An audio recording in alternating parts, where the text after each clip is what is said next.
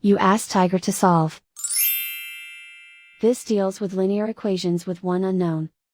The final result is x equals 16. Let's solve it step by step.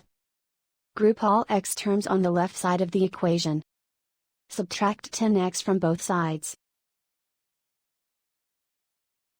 Group like terms. Simplify the arithmetic. Group like terms. Simplify the arithmetic. Group all constants on the right side of the equation. Subtract 37 from both sides. Simplify the arithmetic.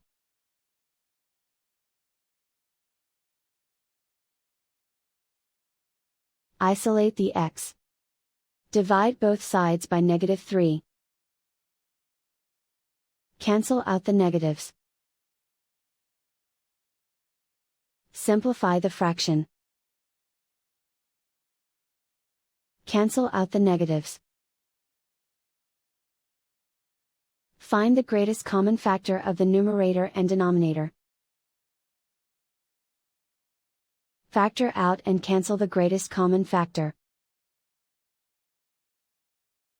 And so the final result is x equals 16.